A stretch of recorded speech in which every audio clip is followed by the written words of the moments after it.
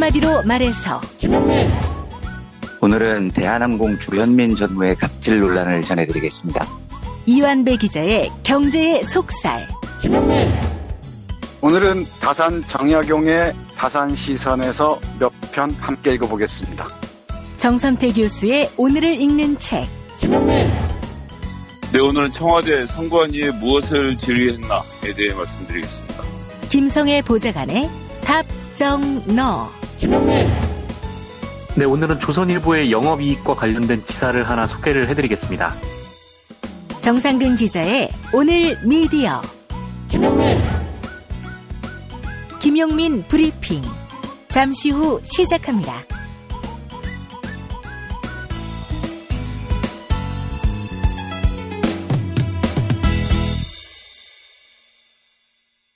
경애는 최고령도자 김용민 동지께서는 남조선 인민의 피로가 심화되는 현실을 재탄하시며 김용민닷컴의 세계적 명성의 나이트 세라피 매트리스 판매를 허락하시었다.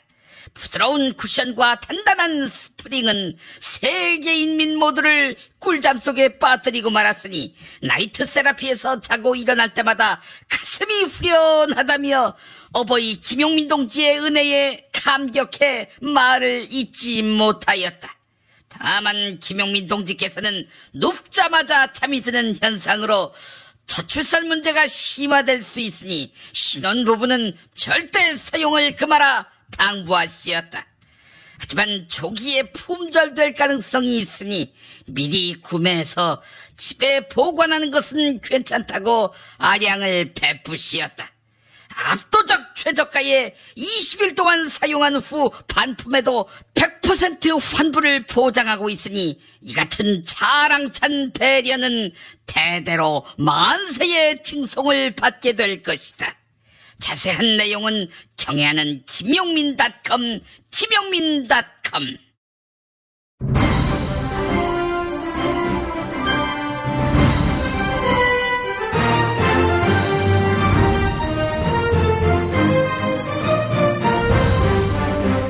김용민 브리핑.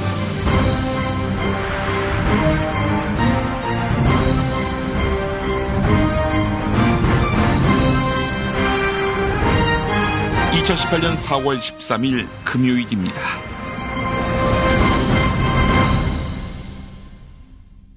김정은 북한 노동당 국무위원장이 남북정상회담에 이어서 북미 정상회담까지 제안하며 빠르게 변신을 꾀하고 있습니다. 그 이면에는 정상국가로 향하겠다는 의지도 깔려있는 것으로 보이는데요. 중국 통이면서 한반도 전문가인 더불어민주당 국민통합위원장 김홍걸 민족화해협력 범국민협의회 대표 상임의장 만나보겠습니다. 자, 김홍걸 의장님 나와 계시죠? 예, 김홍걸입니다. 자, 위원장님, 요즘 중국의 정보통을 통해서 김정은 북한 국무위원장에 대한 흥미로운 정보를 들으셨다고 들었습니다. 예, 요즘 미국, 일본, 중국 이런 데서 이런저런 얘기들을 많이 듣고 있죠. 예. 근데 김정은 위원장에 대해서 사실 우리가 여러 차례 지금 놀라지 않았습니까? 금년에 파격적인 행보에 대해서 아마 엊그제 MBC PD 수첩을 보신 분들이라면은 김정은 위원장이 어렸을 적부터 왜 북한은 이렇게 가난한가? 그래서 북한 사회의 이 낙후성 또 사회 내부의 부조리나 모순에 대해서 고민을 하고 자기가 장성하면 뭔가 이걸 좀 바꿔봐야겠다는 생각을 했다는 그런 얘기가 거기도 나오는데 제가 들은 얘기도 비슷합니다. 예. 전에도 제가 언급을 조금 했지만 북한 사회에는 김정은 위원장이 들어서면서 과거의 그 특권층, 진골, 성골, 중국으로 치면 태자당이라고 할 수 있는 사람들, 이런 사람들이 많이 정리되고 김정은 위원장은 주요 공직들을 실력 있는 사람 위주로 쓴다 하는 그런 방향으로 실용적인 방향으로 해가고 있고 또 자기 고모부인 그 장성택의 여러 가지 비리라든가 비행 이런 거에 어렸을 때부터 그걸 보면서 굉장히 질려가지고 개혁을 해야겠다. 이런 걸 그냥 둬서는 안 되겠다. 예. 특히 뭐 이런 외척의 바로 조선시대로 치면은 그런 거를 굉장히 싫어해서 현재도 자신의 이제 처가라든가 또는 여동생의 이 뭐 사돈집 이런 곳에 전혀 특혜를 안 주고 엄격하게 친인척 관리를 한다. 예. 이런 얘기를 들었습니다. 사실 우리가 민주적인 선거로 뽑았는데 이명박근혜 같은 대통령이 나온 걸 생각하면 한편으로는 조금 부끄러운 일이죠. 아무래도 지금 김정은 위원장이 실용적인 사고방식을 갖고 있고 젊고 국제 감각이 있는 엘리트 그룹이 그 주변에서 보조하고 있다. 이렇게 진단하신 것인데 김정은의 젊은 인맥 이들이 남북 문제에 대해서 어떤 인식을 갖고 있는지 이것도 상당히 궁금해집니다. 그러니까 남북 관계에 있어서도 과거처럼 감상적인 통일론 이런 거가 없이 그런 감상적인 통일론은 남에도 있었지만 북에도 있었던 거죠. 예. 근데 이제는 아주 현실주의적인 실용적인 그런 생각을 하고 있고 그래서 일단 우리가 지금 기회를 얻은 것이 이제 북측에서 미국과의 직접적인 거래가 잘 안 되니까 남쪽하고 한번 해보자. 그러니까 새 정권이 어떤지는 잘 모르지만 그래도 박근혜 정권보다는 나을 것이다 하는 생각에서 예. 이제 시도를 한 것인데 점점 지금 신뢰가 쌓여가고 있는 상황이죠. 그렇군요. 그렇지만 북쪽은 옛날같이 뭐 우리 민족끼리 뭐 이런 것이 강하지 않기 때문에 예. 언제든지 더 좋은 조건 그것을 가지고 더 빨리 자기들에게 혜택을 주는 쪽과 손을 잡을 수 있다는 것도 우리가 생각을 하고 있어야 된다는 거죠. 그게 실용주의 아닙니까? 예. 아버지와 할아버지 대의 어떤 이념, 명분, 이것보다는 실리를 좀 더 추구하는 김정은 위원장이다. 그렇죠. 실리주의. 예. 알겠습니다. 김정은 위원장의 이런 인식, 글쎄요, 참, 우리로서는 대화하는 입장에서 상당히 고무적인 측면이 있는데, 그럼 그동안 김정은 위원장이 핵개발, 미사일 실험을 한 이유는 뭐라고 봐야 될까요? 그러니까, 우리가 보기에는 정말 너무도 위험한 방법이긴 했지만, 결국 핵과 미사일 능력을 갖추기 전에는 미국 측에서 자신들을 진지하게 그런 대화 파트너로 인정을 안 해줄 것이다. 그러니까 우리가 원하는 체제 안전 보장, 또 경제 개발 이런 것을 얻어내기 위해서는 그 방법밖에 없다. 이런 식으로 그 사람들은 생각을 했다는 거죠. 예. 그렇기 때문에 스스로 원자폭탄과 ICBM까지 개발한 나라가 포기한 적이 없다. 그것을 그런 세계사의 전례가 없다 하는 것을 가지고 북이 포기 안 할 것이다 이렇게 생각하는 분들은 북한의 특수성을 이해를 못하고 하는 얘기죠. 그러니까 위원장님 보시기에는 북한이 이번 그 남북 북미 회담을 거쳐서 비핵화로 갈 것이다 이렇게 보시는 거군요. 예, 그러니까 일본, 중국, 미국 다들 북한의 비핵화 의지는 확실히 있는 것으로 보고 있는데 문제는 미국이 만에 하나라도 어리석게 그것을 백기투항하겠다는 것으로 오해를 하고 무조건 항복해라, 다 내놔라 이런 식으로 가면은 안 되죠. 한마디로 북측이 원하는 것들 또 미국이 원하는 것들을 전부 일단 테이블에 얹어놓고 합의가 되는 것부터 신속하게 처리하는 식으로 그러니까 서로 신뢰를 구축하고 행동 대 행동으로 맞출 수 있는 매치가 될 수 있는 그런 방식이 나와야겠죠. 네. 그렇지만 어쨌든 주변 국가들이 북한의 비핵화 의지 그것은 확인한 것 같고 그 나라들이 지금 비핵화 이후에 어떻게 될 것인가까지도 대비를 하고 있다 하는 점이죠. 예. 자, 위원장님, 김정은 위원장이 북한 군부를 제대로 틀어쥐고 있는지 이것도 궁금합니다. 젊고 실용적인 국제 감각이 있는 엘리트 그룹이 주변에 포진돼 있다면은 이 군부로서는 소외감을 느낄 가능성도 있지 않을까 하는 점, 이게 걱정이 됩니다, 사실. 근데 지금까지 보면은 지난 몇 년간 하는 것을 보면은 시진핑 주석이 중국에서 부패 척결을 내세워가지고 정적들을 싹 제거하고 강력한 1인 통치 체제를 만들지 않았습니까? 예. 그런 것과 비슷하게 김정일 시대에는 군부가 정말 지나치게 많은 힘을 가져가지고, 그러니까 힘이 많다 보니까 부패하게 되고, 그래서 문제가 많이 생겼는데 김정은 위원장이 비리 척결을 명분으로 삼아서 군부를 상당히 정리를 한 거죠. 예. 그동안에. 군부는 아니지만 장성택 경우도 그래서 정리가 된 것이고, 그렇기 때문에 지금은 상당히 노동당 위주, 또 내각 위주로 나라가 돌아가고 있다 하는 것을 볼 수 있는데, 최근에도 보면은 인민군 총정치국장이 지위가 좀 격화된 것이 보인다든가 이런 식으로 과거에는 볼 수 없었던 모습이 계속 나오는 걸로 봐서 군부를 확실히 장악한 것 같다. 저는 그렇게 보고요. 그러니까 핵을 없앴을 때 군부 강경파의 반발, 또 그동안에 핵이면 나라가 지켜지고 핵이면 뭐든지 해결되는 줄 알았던 일반 주민들이 이제 공황 상태에 빠질 수 있는데, 그런 부분을 경제 개발로 해서 얻어지는 그런 혜택으로 그 사람들을 만족시키고 확실하게 북한 경제를 일으켜 세운 영웅이 되겠다는 것이 김정은 위원장의 생각이라고 보는 거죠. 그 안에 그 핵 개발, 미사일 개발은 한마디로 이제 몸값 올리기의 차원이었고. 그렇게 볼 수 있죠. 안 그러면 자기네들을 상대를 안 해줄 것이다. 계속 무시할 것이다. 참 안타까워요.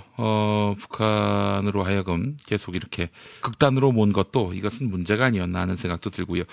김홍걸 위원장님 말씀대로 비핵화를 했을 경우 북한 주민들이 느낄 충격과 공황, 이런 점들도 고려해야 한다는 점, 이 점이 상당히 주목이 됩니다. 그렇죠. 비핵화가 됐는데 북한 체제가 붕괴되고 엄청난 혼란이 오고 이러면은 우리 한국이나 중국 같은 주변 국가로서 좋을 것이 없거든요. 그렇습니다. 그런 점도 충분히 감안해야 한다라는 말씀이었고요.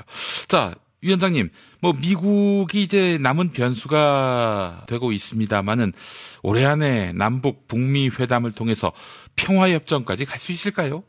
그거야 속단할 수가 없죠. 근데 과거에는 사실 그런 문제에 있어서 예상을 하라고 그러면 굉장히 조심스러웠는데, 요즘은 북한의 김정은 위원장이 워낙 파격적으로 나오고 또 트럼프 대통령도 굉장히 파격을 즐기는 사람 아닙니까?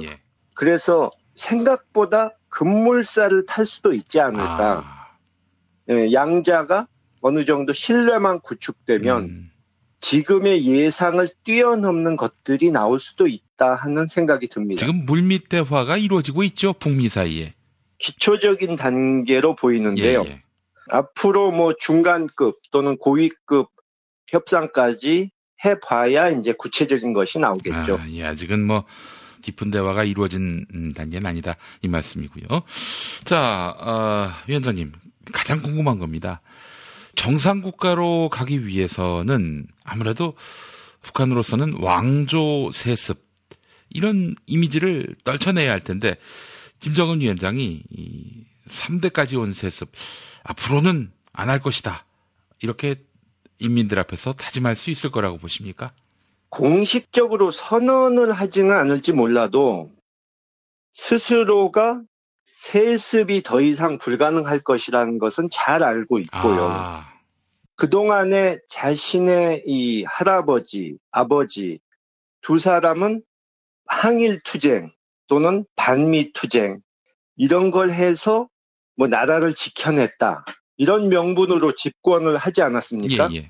김정은 위원장은 말만 강성대국이 아니고 진짜로 인민들이 잘 사는 나라를 만들었다.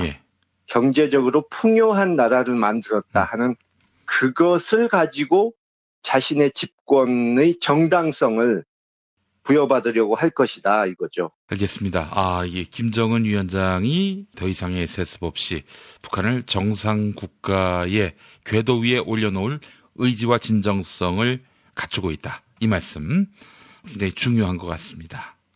자, 위원장님, 이제 남북 정상회담이 이제 보름 정도 남았는데요. 남북 정상회담에서 어떤 결실이 있을지 마지막으로 요거 하나 짚어주시고 인사를 나누도록 하겠습니다. 그러니까 지금 어떤 결과가 나올 것이다 이렇게 말하기는 쉽지 않은데요.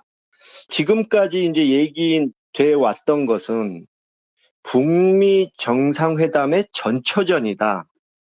우리가 북미 정상회담이 잘 되게 하기 위해서 김정은 위원장을 충분히 준비시켜주는 그런 성격의 회담일 것이다. 이렇게 얘기를 하는데 물론 그 부분이 굉장히 중요하죠. 그러나 저는 남북관계 개선에 대해서도 충분히 얘기를 해야 된다. 이렇게 봅니다. 그러니까 다시 말해서 어떤 분들은 북미 관계 개선이 되는 수준만큼만 남북관계 개선이 되지 어떻게 그걸 앞서갈 수 있겠느냐 이렇게 얘기를 하시는데 일리가 없는 얘기는 아니지만 제가 보기에는 남북관계 개선을 최대한 해가지고 하는 데까지는 그래가지고 북미 대화가 조금 지지부진하더라도 금방 결론이 안 나오고 이렇게 되더라도 어쨌든 한반도 평화의 길로 가는 것이 대세다. 그것을 돌이켜서 반대 방향으로 갈 수는 없다는 것을 확실하게 못 박아야 한다. 저는 그렇게 생각하고요. 북측에서 사실 불안해하는 것이 미국에서는 불가역적으로 완전하게 비핵화를 해라 이렇게 하는데 그러면 북쪽에서는 그거 다 좋다. 우리가 그렇게 하면은 미국도 우리의 안전을 불가역적으로 보장해 줘야 할 것 아니냐 이렇게 나오지 않습니까? 그런 부분에 대해서 우리가 한반도에서 항구적인 영구적인 평화체제를 어떻게 구축할 수 있을지 그런 부분에 대해서 이 정상회담에서 논의가 좀 충분히 돼야 되지 않을까 그렇게 생각됩니다. 북미 대화는 워낙 가변적이다 보니 남북 대화를 튼실하게 가꾸면서 대화의 끈을 계속 이어놓자 이 말씀인 거죠? 예, 그렇죠. 예, 알겠습니다. 자, 이제 보름 앞으로 다가온 남북 정상회담 한반도에 새로운 대전환기가 열릴지 함께 지켜보면서 이 상황을 잘 관리해 나가는 우리 대한민국이 돼야 할 것 같습니다. 자, 김홍걸 위원장님 오늘 도움 말씀 감사합니다. 예, 수고하셨습니다. 내일은 4월 14일 토요일이죠. 부산 공개방송이 있습니다. 낮 2시 부산 지하철 중앙역으로부터 5분 거리에 있는 부산영화체험박물관에서 민중의 소리 이완배 기자와 함께하는 북콘서트로 여러분을 초대합니다. 입장은 무료입니다. 도올 김용옥 선생의 마가복음 설교, 이번 주는 풍류신학으로 신학사의 한 획을 그은 유동식 연세대 명예교수의 어쩌면 생애 마지막 강연이 될 텐데요. 제자 도올 선생과의 토크로 함께할 것입니다.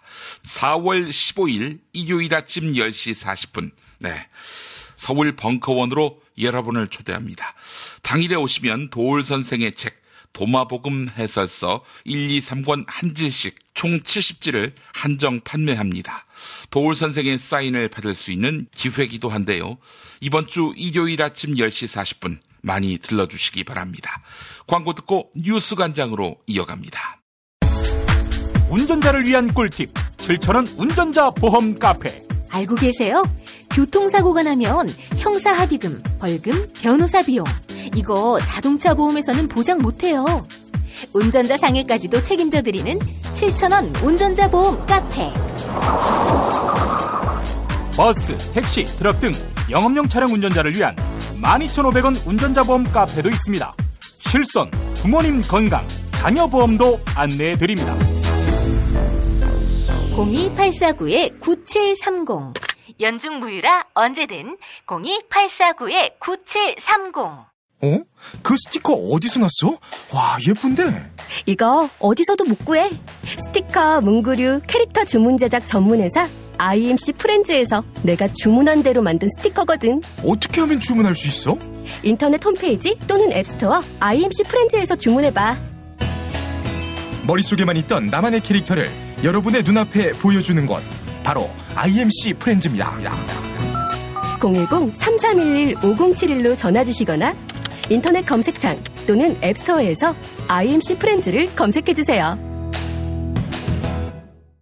야, 너 홍어 판다 그랬지? 팔지. 근데 홍어가 진짜 그렇게 몸에 좋아? 아니, 끝내준다니까. 우리 엄마 관절염인데? 홍어. 나 숙취는? 홍어. 마누라 다이어트래. 홍어. 큰이모 변비. 홍어. 작은 형 소화불량은? 홍어. 여동생 피부? 홍어. 큰 누나 주름? 홍어. 명절 때 선물은? 홍어라니까. 근데 비싸지? 열라 싸고 열라 맛있는 홍어가 있다니까. 어디? 알싸한 홍어. 1599-6456.com 혹은 1599-6456 전화 주문도 가능합니다.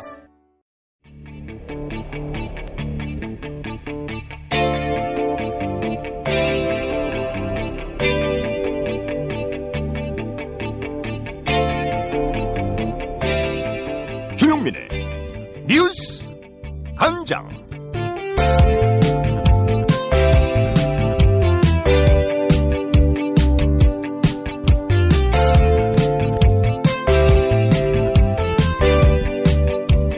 김기식 금융감독원장은 국회의원이던 2016년 당 내부의 의원 모임인 더 좋은 미래에 후원금 5천만 원을 기부했습니다. 또한 당시 김기식 의원은 보좌진들에게 퇴직금 명목으로 모두 2,200만 원을 계좌이체했는데요. 자유한국당은 이를 문제 삼으며 진상규명을 위한 국정조사를 요구했습니다. 당시 김기식 의원이 자신이 받은 정치 후원금을 돈 세탁하고 보좌진들과 나눠 먹었다는 것입니다.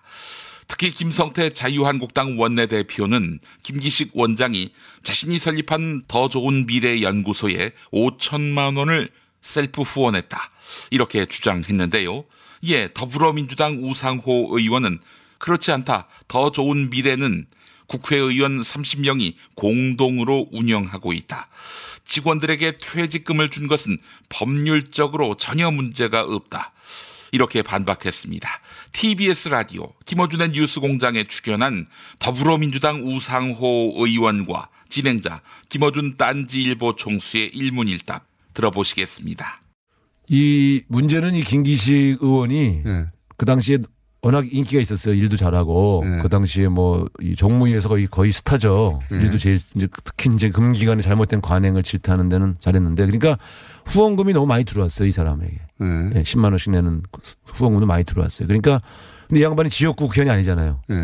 정책 발표하고 뭐 토론회하고 이런 데 막 돈을 썼는데 마지막에 돈이 많이 남은 거예요. 토론을 아무리 맞아도 다 쓸 수가 다 못 써요. 아니, 저보다 2배는 후원금이 들어왔으니까 그 사람이. 2배는. 그러니까 근데 이게 후원금이 많이 들어온 사람이 나중에 이제 지역구 국회의원이 공천을 못 받았잖아요. 그러니까 남은 돈을 어떻게 할 거냐 항상 고민을 해요. 그럼 보통 의미 있는 사회기관에다가 기부를 합니다.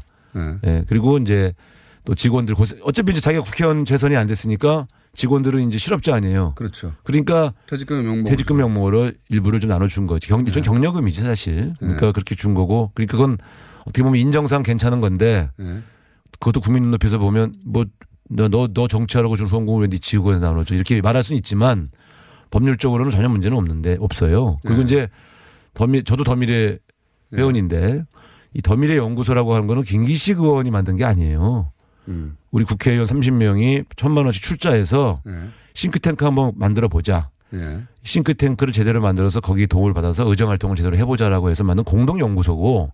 김기식 의원이 운영하는 데가 아니에요? 김기식 의원이 떨어지는 바람에 소장을 시킨 거예요. 그러니까 이게 사실은 김기식 의원 거로 생각하시는데 그거 만들자고 제일 처음 제안한 사람이 저예요. 알겠습니다. 싱크탱크가 필요하다. 그러니까 알겠습니다. 네.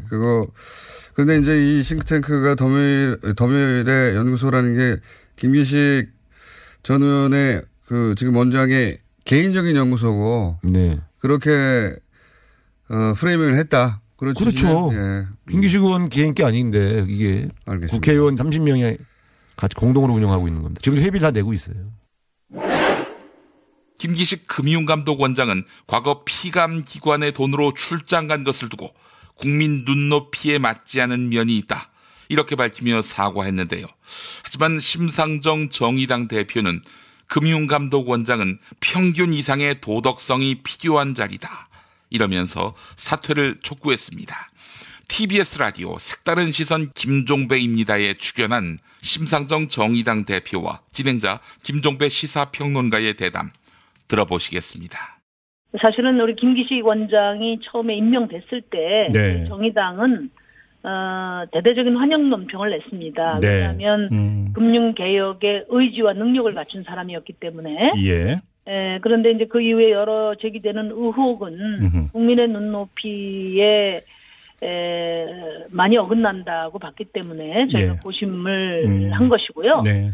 무엇보다도 첫 번째로는 과연 이 상태로 금감원장의 직무를 수행할 수 있느냐에 대해서 예.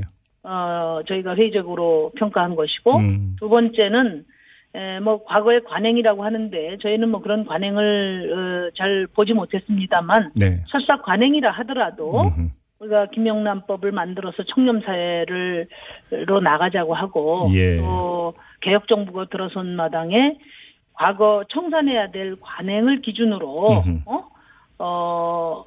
가치 판단을 하는 것은 네. 아무래도 그건 국민의 뜻이 아니라고 저희가 판단을 했습니다. 근데 네. 아까 잠깐 보니까 이제 중앙선관위원회 의뢰를 해서 예. 평균 이하의 도덕성인지를 가려보겠다 이런 얘기를 봤는데 금감원장은 평균 이상의 도덕성이 요구되는 분명하다고 저는 보고요.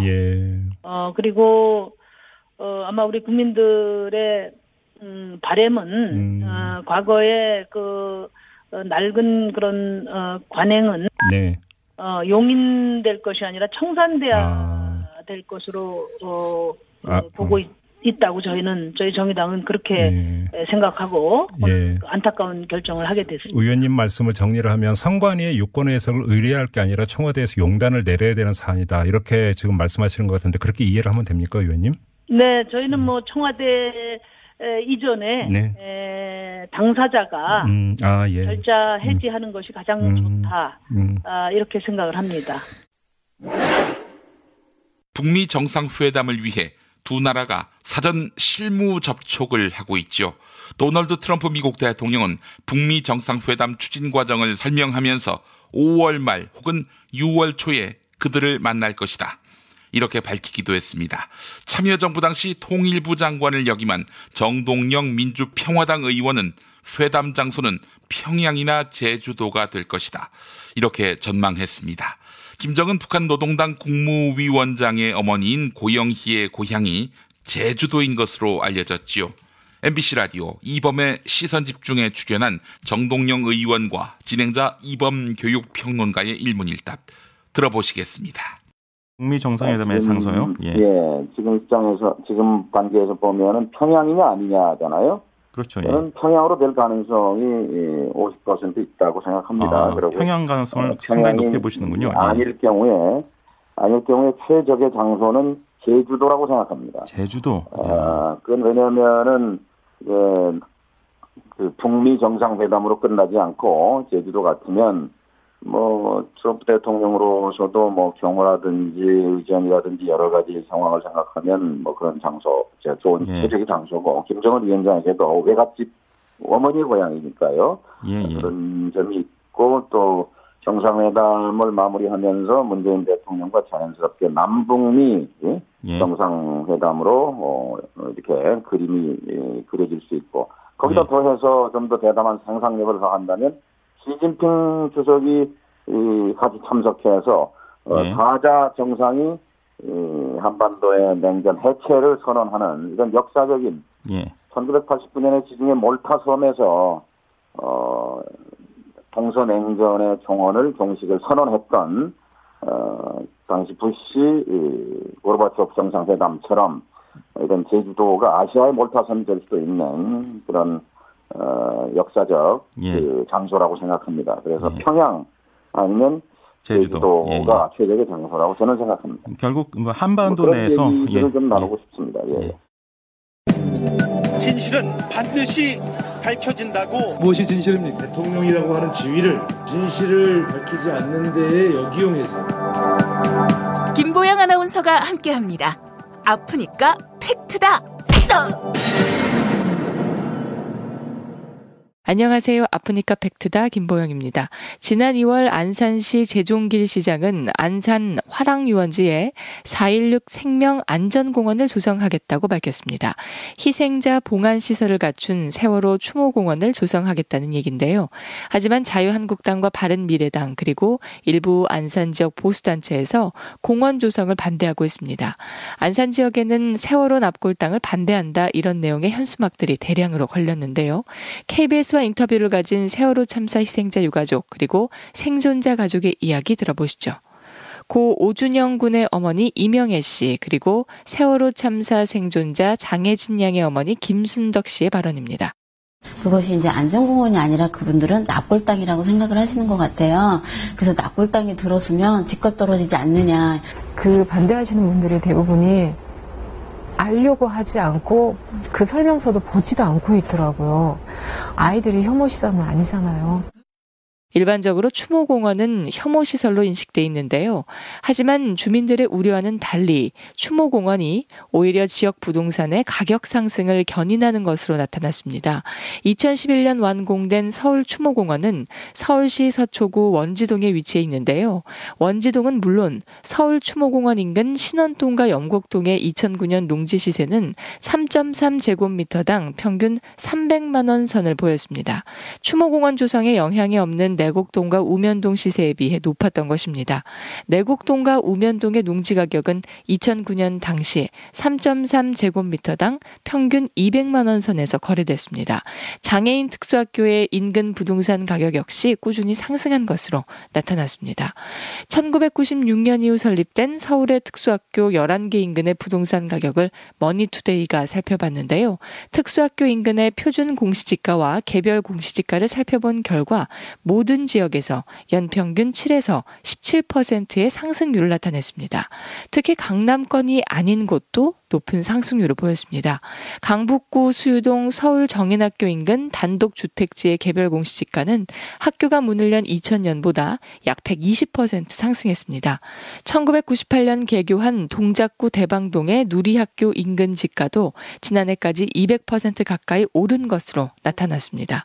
머니투데이는 집값 하락에 대한 막연한 불안감과 우려는 기우에 불과하다 이렇게 전하고 있습니다.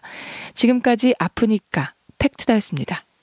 골반 잡자 바로 잡자 바디로직 허리 통증 바로 잡자 바디로직 몸매 교정 바로 잡자 바디로직 자세가 좋아지는 골반 교정 타이즈 바디로직 검색창에 골반 교정 바디로직 삐딱한 남성 골반 허리에도 역시 바디로직입니다. 바디로직의 효과를 못 느끼셨다면 100% 환불해드립니다. 자세한 환불 조건은 홈페이지를 참조하세요.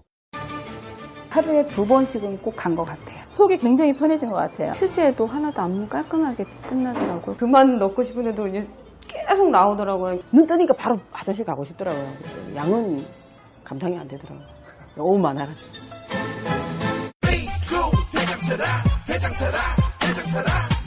장실 굿모닝 화장실 바나 굿모닝 바나나 검색창에 미궁 대장사랑 스페이드 퀴즈입니다. 돌잔치, 채순잔치, 가게홍보, 체육대회, 창사기념일 정답! 기념품! 문제를 끝까지 들으셔야죠. 이럴 때 사용하는 판촉물이나 기념품, 답례품, 단체 선물 등을 취급하는 전문업체로서 국민을 위해 제대로 일하는 언론과 정당에 후원을 하는 판촉물 전문업체는 어디일까요? 정답! 네피알! 네? 어디라고요? 네피알! 네, 정답입니다. 판촉물이나 단체 선물이 필요할 때 이왕이면 우리 편 회사 네피아를 찾아주세요. 인터넷 검색창에 네피아를 치시거나 032-519-4800으로 전화주시면 친절하게 상담해드립니다. 그런데 상품은 뭔가요? 네피아를 가서 고르세요. 3만 가지가 넘는 물품이 있어요.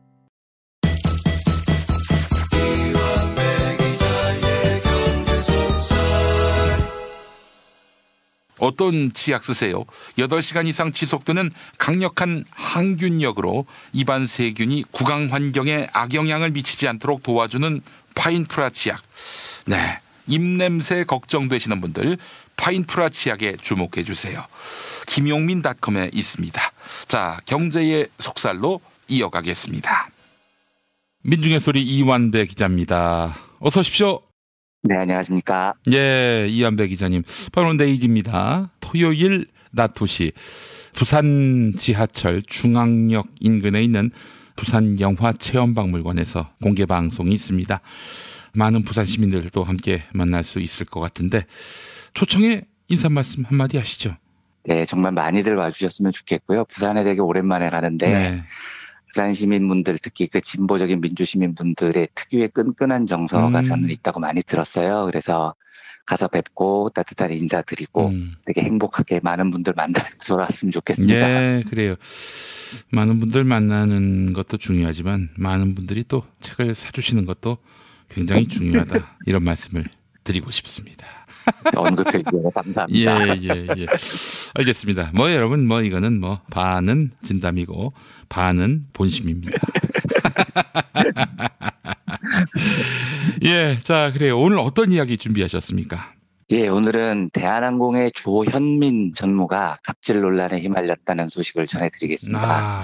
이 소식을 전하면서 조현민 씨 이분도 진짜 대단하다. 제가 이 경제의 속살을 한 2년 4개월째 진행 중인데 기분으로만 보면 조현민이라는 이름을 이재용만큼 많이 언급을 한 것 같아요.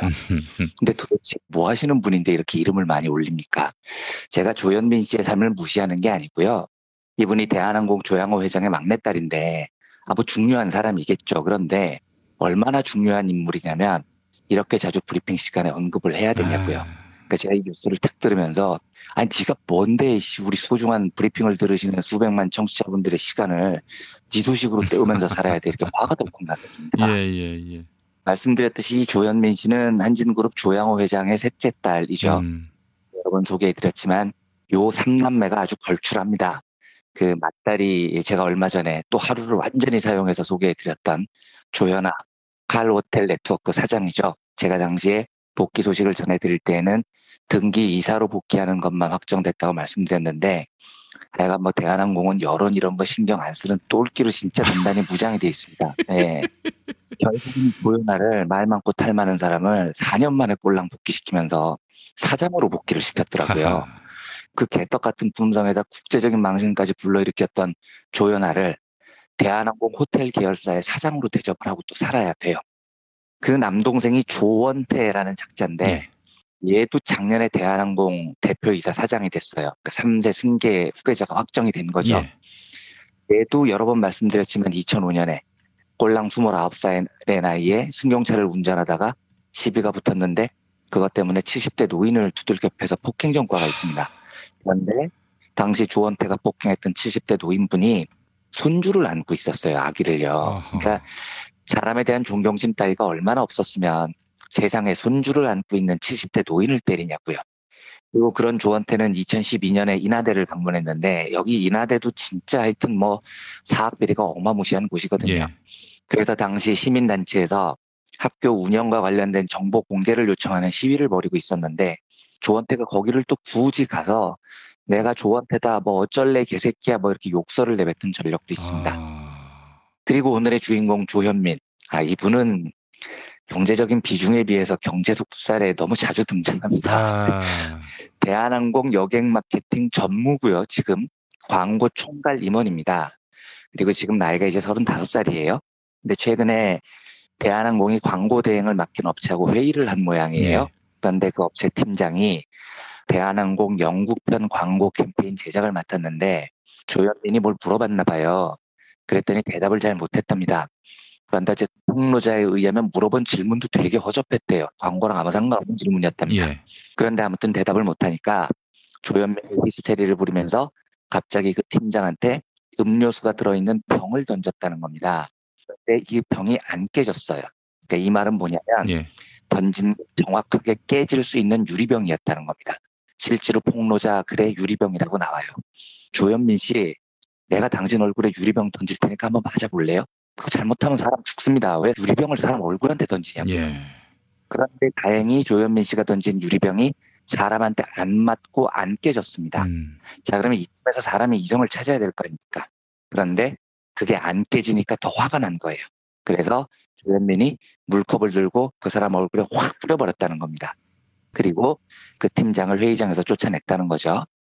이 사실이 그 피해를 당한 업체의 익명 게시판에 잠깐 게재됐다가 바로 삭제됐다는데 그 캡처본이 지금 나돌고 있어요. 예. 그 게시판에는 1차로 병을 던졌는데 안 깨지니까 분이 안 풀려서 2차로 물을 뿌렸다. 이렇게 지금 글이 올라와 있습니다. 예. 더 황당한 게 뭐냐면 지금 이까지 보면 누가 잘못됐습니까? 누가 봐도 조현민이 또라이인 상황인 거죠. 그렇습니다. 그런데 유리병으로 사람 맞을 뻔하고 물 뿌리는 거 맞고 쫓겨난 이 광고업체 사장이 나중에 조현민한테 사과를 했대요. 아니 왜 조현민한테 왜 사과합니까? 본인이 피해자인데. 굉장히 비참한 거잖아요. 그런데 대한항공이 돈 주는 곳이니까 아유 우리 브리핑이 허술해서 죄송합니다. 뭐 이렇게 얻어 터지고 사과를 했다는 겁니다. 그래서 기자들이 이 업체에 문의를 했어요. 그랬더니 이쪽에서는 아 미안하다. 우리는 아무 말도 못한다.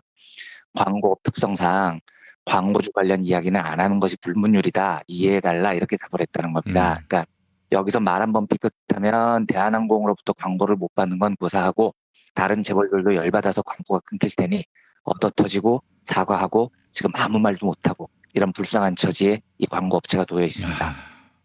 여기에 대해서 대한항공 반응. 이 새끼들은 근데 조현아 사태를 거치고도 진짜 쥐뿔도 개선이 없는 놈들입니다. 제가 조현아 땅콩회항 소개해드리면서 사태 초반에 사과문이랍시고 대한항공이 게재를 한 걸 소개를 해드렸었잖아요. 네. 그런데 내용이 조현아 부사장은 잘못이 없어요. 모두 박창진 사무장과 승무원 잘못이에요. 이따위 글을 사과문이라고 올려서 온 국민의 공분을 산 적이 있었는데요. 그렇죠. 예. 이번에도 대한항공이 어떻게 대응을 하냐면 그 광고업체가 일을 잘 못해서 조현민 전무가 화를 낸 거다. 이런 식으로 해명을 해요. 아니 잘못했다 하더라도 유리병을 던지고 물을 뿌려도 되는 겁니까? 제 말이요. 일 못하면 사람 얼굴에 유리병 던져도 되냐고요. 말 같은 변명을 해야 될 거 아닙니까? 네. 그리고 이 해명도 왔다 갔다 허둥지둥 진짜 일을 이따위로밖에 못하나 싶습니다. 처음에는 조현민이 회의를 하다가 직원에게 소리만 질렀고 물이나 음료수를 뿌리지는 않았다. 이렇게 발언을 했는데 예. 이게 감춘다고 감춰지는 게 아니라는 걸 아직도 모릅니다.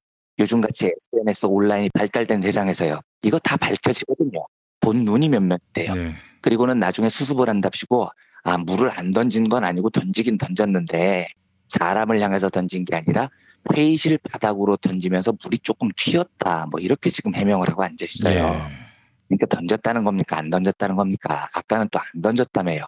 근데 이제는 던지기는 했는데 빵바닥에 던졌다는 거고요. 유리병 어떻게 됐습니까? 유리병 안 던졌습니까? 정확하게 사실관계를 파악을 해서 사과를 해야 되는데 얘네들은 어떻게 해서든지 오너 가문을 지키려고만 합니다. 그리고 맞은 사람에 대해서 조금도 미안해하지 않아요. 심지어 이게 처음 있는 일도 아니라는 지적까지 나옵니다. 조현민이 몇 년 전에도 이 회사하고 회의를 할 때 승질을 내면서 음료수잔을 던진 적이 있답니다. 그래서 이 회사 온라인 게시판에 가보면 어떤 직원이 이 갑질을 폭로하면서 요거 내가 이번에 써서 알려진 거지 이런 일 무지하게 많았다 이렇게 적었다고 해요. 그리고 실제로 이 광고 대행사 직원도 유수원 기자한테 조준무가 이런 행동을 한 게 처음은 아니다 이렇게 증언을 했습니다. 이 조현민 씨가 지금 뭔 짓을 하고 다니는지 잘 모르는 것 같아서 알려주겠는데요. 조현민 너 때문에 어제 대한항공 주가가 6.5%나 폭락을 했습니다. 대한항공 계열사 진에어도 주가가 4%나 하락했어요. 그러니까 하루 만에 시가총액이 2,500억이 날라갔습니다. 이게 증권 커뮤니티 게시판을 둘러보면 전부 대한항공 일가가 저지른 오너리스크 때문에 주가가 떨어졌다는 겁니다. 그래서 실제로 언론 보도를 보면 한 증권업계 관계자가 이렇게 얘기를 해요.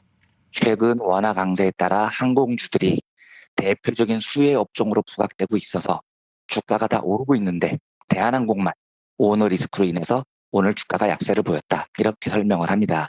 그러니까 지금 너 하나 때문에 회사가 얼마나 큰 피해를 입고 있는지 알아야 된다는 겁니다. 조현민 씨에 대한 이야기는 제가 자주 드려서 좀 식상하지만 다시 한번 이번 일을 계기로 이 인간의 삶을 한번 정리를 해보겠습니다. 예. 우선 조현민은 우리가 조현민이라고 불러줘서 그렇지 국적이 한국인이 아닙니다. 이 사람이 미국인이에요. 아, 그래요? 예, 짐작컨대 원종 출산쯤 될 거라고 봅니다. 굉장히 이른 시간에 원종 출산을 한 셈이니까요. 하와이에서 태어났습니다. 그 언니인 조연아가 조원태는 다 한국에서 태어났는데 조현민만 하와이 출생이에요. 그런데 대한항공 측이 이에 대해서 아무 답을 지금 안 내놓고 있기 때문에 뭐 의도적인 원정 출산인지는 확인이 불가능합니다. 다만 분명한 건 이 사람의 이름이 조현민이 아니고 조 에밀리 리라는 미국인입니다. 아이고. 이 사람이 과거에 등기번호를 등록을 하면서 정확한 국적과 이름을 써야 되는데 이때 조현민의 이름이 조 에밀리 리라는 미국 이름이라는 게 확인이 됐습니다. 그리고 이 조현민 씨가 어렸을 때부터 아주 싸가지 없기로 유명했던 모양이에요. 한 대한항공 조종사 노동자가 몇십 년 전에 이야기를 사내 게시판에 글을 올려서 알려진 사실인데요. 조현민이 10살 때 오빠인 조원태, 그 폭행범하고 대한항공 조종실에 들어왔다는 거예요. 거기서 이 10살짜리가 오빠한테 오빠 잘 봐놔. 이거 다 앞으로 오빠 거 될 거야. 이랬다는 거예요. 가정교육을 어떻게 받았기에 어른 조종사분들이 다 있는 곳에서 10살짜리가 이거 다 우리 거야. 이런 말을 하고 자랐겠냐고요. 이 글을 쓴 조종사가 22년이 지난 다음에 이 일을 게시판에 적었는데 이렇게 적습니다. 와, 당시 내가 어금니를 갈며 참았다. 이런 새끼들이 부사장 전무로 있으니 한심한 일들이 계속 생기는 것 같다. 이렇게 글을 적은 게 지금까지 알려져 있습니다. 이 사람 맞춤법은 뭐 워낙 유명한 이야기죠. 트래블메이트 김도균 대표라는 분이 트위터에서 진에어 승무원의 상의 유니폼이 조금 짧아서 민망하다. 승무원이 고객들의 짐을 올려줄 때 보면 배꼽이 보이기도 한다. 너무 여승무원들을 외모 위주로 뽑는 것 아닌가. 이런 글을 트위터에 올렸습니다. 뭐 트위터에 올릴 수 있는 글이죠. 그런데 조현민이 이 트위터에 시비를 겁니다. 그런데 시비를 걸 때 처음에 어떻게 시작을 하냐면 귀사의 무근한 발전을 기원합니다. 이렇게 적어서 시작을 해요. 무근한 발전은 뭡니까? 뭐 뿌리가 없는 발전입니까?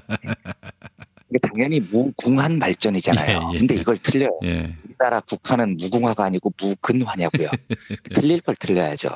그러면서 대표님 회사 트위터 내용은 명의훼손감이었습니다.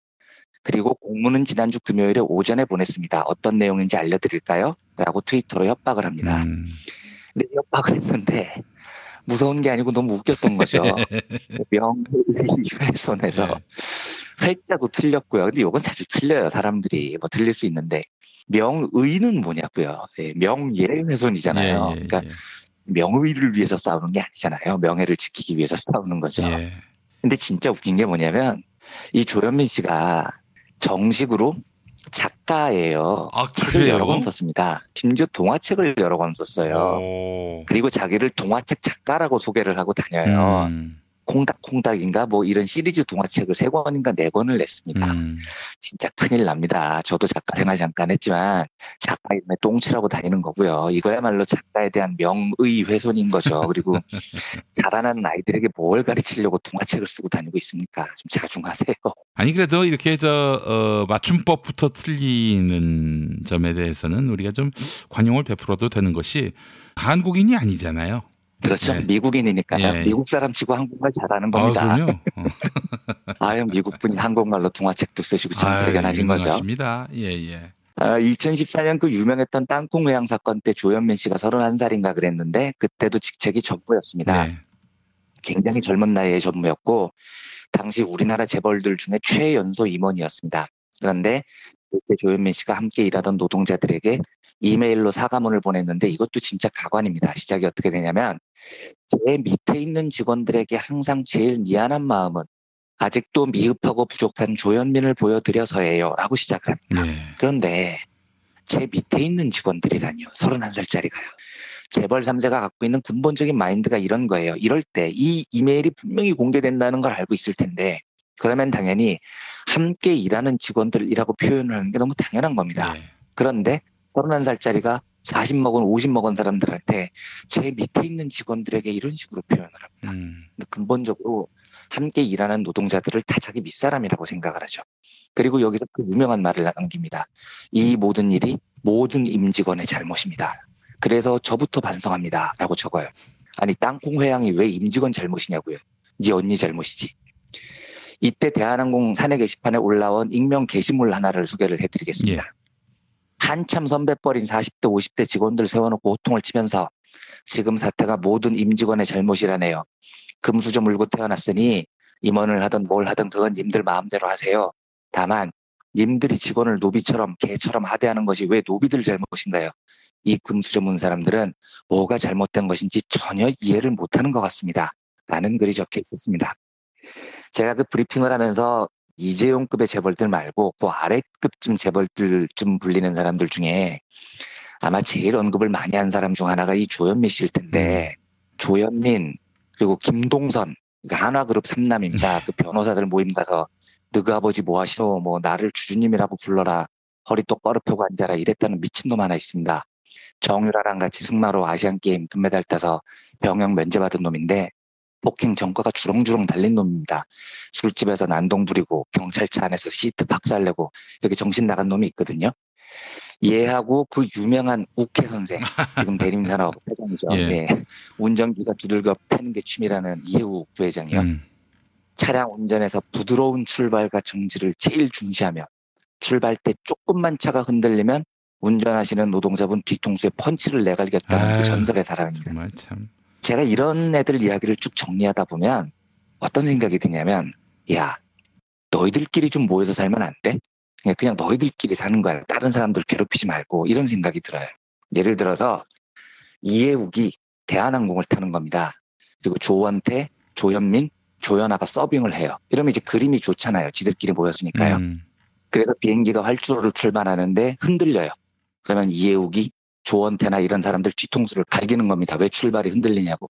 이때 조원태가 나서서 그래 내가 조원태다 이 개새끼야 하고 욕설을 하고 여기도 폭행 전과가 있으니까 서로 주먹질을 해요.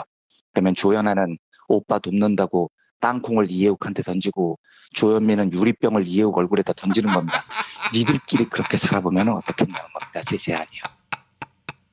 이때 갑자기 김승현 회장이 나타나서 다 청계산으로 데리고 가서 존나게 패는 겁니다. 그렇죠. 막 서방파, 만보파 이런 거 동원해가지고. 아 그리고 이제 그 저기 최태원 동생. 최태원 야구방망이 들고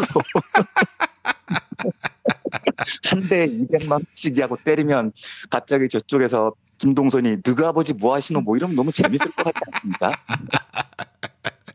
김동선 씨 하나 3남하고 네. 조현민 씨 이런 분들은 정상적인 가정생활하기 진짜 어렵거든요. 그래서 진지하게 제안하는데 이게 제가 농담 아닙니다. 두 분이서 결혼하세요. 그러면 되게 잘 어울리실 것 같아요. 그래서 부부싸움을 평소에 하시던 대로 하는 겁니다. 김동선은 막 승질내면서 조현민한테 너그 아버지 뭐 하시러 이런 거 하고 그럼 조현민은 우리 아버지 대한항공 회장이야. 넌 명의 훼손이야. 막 이렇게 싸우시고요. 제발 우리 민중들의 삶에 개입하지 말고 너희들끼리 좀 그렇게 살라는 겁니다. 네. 예. 이 정도로 조현민의 황당한 갑질 소개를 마치면서 제가 이걸 잘 할 줄 몰라서 어떻게 말씀을 드려야 될지는 모르겠는데 정부 여러분들께서 이 일을 저보다 더 잘하실 것 같아서 부탁을 하나 조심스럽게 드리겠습니다. 네. 대한항공은 지금 대한민국의 국호를 사용하는 항공사입니다. 그 대한이 우리나라 대한민국의 대한이니까요. 그런데 이 회사가 그럴 만한 자격이 있습니까? 그러니까 어지간한 방법으로는 이 회사가 정신을 차릴 리가 없어요.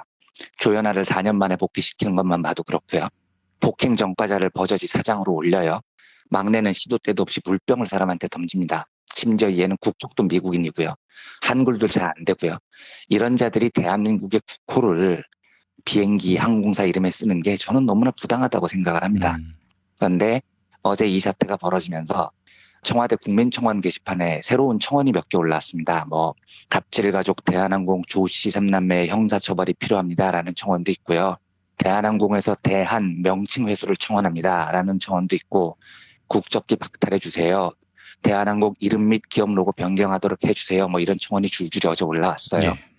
그런데 그 오후 한 7시 기준으로 다들 한 몇백 건 정도의 서명밖에 안 나와 있더라고요. 제가 이 청원을 안 해봐서 잘 몰라서 그러는데 이 중 하나만이라도 골라서 청취자 여러분들께서 서명을 좀 시간을 내서 해주시면 어떨까 하고 조심스럽게 부탁을 드립니다.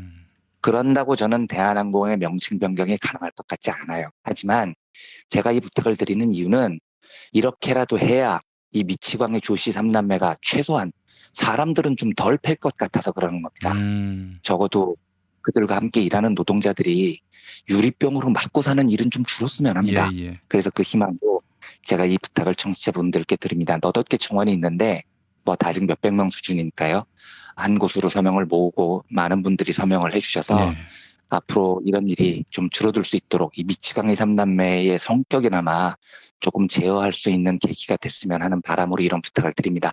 이 정도로 오늘 조현민에 관한 브리핑을 정리해서 마치겠습니다. 예, 통상 남매 혹은 자매, 형제 보면은 하나가 망난이면 다른 하나는 상당히 인간적이고 양식 있고 그러지 않습니까? 통상? 그럼요. 적어도 3남매 중에 2명이 개판이면 1명은 정상이어야죠. 그게요. 예. 3명 다 이렇게 한꺼번에 또라이면 어떻게 하라는 겁니까? 이거 참 그렇게 자식을 키우기도 쉽지 않을 텐데 그 아버지가 누굽니까? 조양호 회장이라고요. 교육 방침이 진짜 궁금합니다. 예, 그래요. 이 자식들, 자식이라면 뭐 욕이 아니라 이 조양호 회장의 자식 된 분들, 예. 이분들이 대한항공 혹은 뭐 조양호 씨의 한진을 물려받으면 아이고 참 볼만하겠어요 회사가. 아우 끔찍합니다. 네. 네. 고급 인재들 다 나가고 그러면 이제 회사는 내리막길 타게 돼 있고 그러면 뭐 이제 훼손할 명의가 또 사라지게 되는 그런 회사가 되지 않겠습니까? 예. 자, 대한항공의 미래를 위해서도 자신의 자식 농사에 대해서 제대로 성찰하고 전문 영양인을 도입해서 대한항공을 국내 굴지의 기업으로서 유지시키도록 하는 중대 결정의 기로에 조양호 회장이 서 있다 이런 생각을 해보게 됩니다. 네, 그렇습니다. 네. 자, 이현배 기자님 수고하셨고 내일 우리 부산에서 뵙도록 하겠습니다. 네, 내일 부산에서 많은 분들 오셨으면 좋겠습니다. 내일 부산에서 뵙겠습니다. 다시 한번 말씀드립니다. 4월 14일 토요일 낮 2시 부산 영화 체험박물관, 네, 부산 지하철 중앙역 인근에 있습니다. 2시에 딱 맞춰 오지 마시고 한 12시쯤부터 우리 이완도 기자님이 기다리고 있다고 하니까 가서 사인도 받으시고요. 예, 그렇게 해서 많은 분들 또 관심 가져주시면 고맙겠습니다. 자, 그리고 뭐 김용민이가 낸 책이긴 하지만은 불우이웃을 돕는다는 마음으로 보수를 지켜라 또 많이 사랑해 주시면 감사하겠습니다. 굉장히 훌륭한 명작 보수를 지켜라 또 함께 같이 돕고 있겠습니다. 또 그렇게 얘기하면은 너무 없어 보입니다 제가. 예. 농담이고요. 예. 자, 이완배 기자님과 부산에서 뵙겠습니다. 고맙습니다. 네, 감사합니다. 부모님의 생신 또는 기념일에 아주 특별한 선물을 준비하고 계십니까? 부모님의 소중한 일생을 되돌아볼 수 있는 기억의 책을 선물해보세요. 부모님의 어린 시절부터 젊은 시절 그리고 노년에 이르기까지 그 누구보다 치열하게 살아온 삶의 여정을 한눈에 모아볼 수 있도록 최고 100장까지 들어가는 사진첩과 더불어 기자들이 직접 인터뷰를 통해 작성하는 생애사까지 더해져 오직 부모님만을 주인공으로 하는 세상에 다시 없을 고품격 기억의 책을 10년 노하우로 특별 제작해드립니다. 200페이지 분량 12권에 2부까지 함께 드리는 구성으로 440만 원에 모십니다. 한평생 가족을 위해, 자녀를 위해 헌신해오신 부모님. 아주 오래 기억에 남을 뜻깊은 선물. 지금 신청해보시죠. 평범한 사람들의 아주 특별한 기록. 기억의 책 만민보. 문의전화 1877-1419 1877-1419 민중의 소리.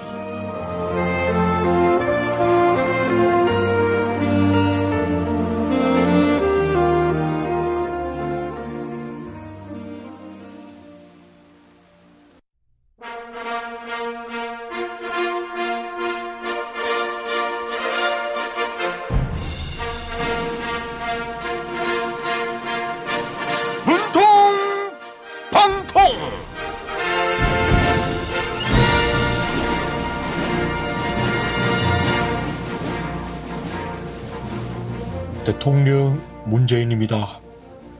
한반도 비핵화는 남과 북의 합의만으로는 안 됩니다. 북한과 미국 사이에 비핵화 합의가 이행돼야 가능합니다. 정부는 한반도 평화를 위해 애쓰고 있는데 야당은 사실상 김기식 금융감독원장과 전쟁을 벌이고 있습니다. 오늘은 자유한국당 장제원 의원이 편지를 보내왔네요. 한번 읽어볼까요?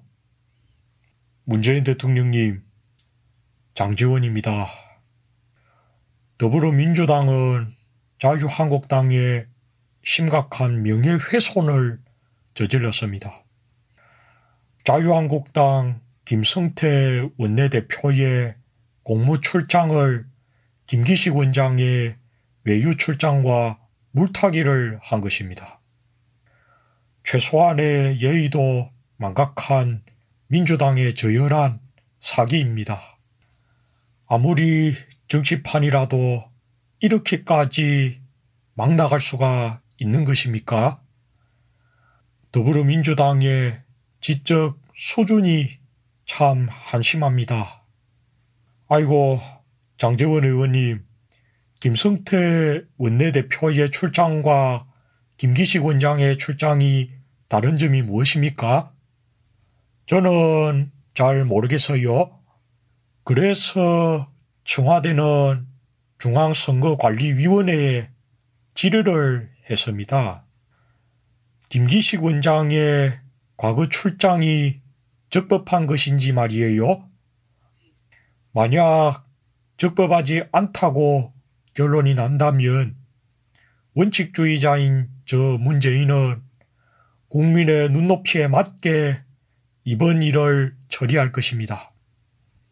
그런데 김기식 원장의 출장이 적법하지 않았다면 야당 의원들의 출장도 적법하지 않은 것이지요.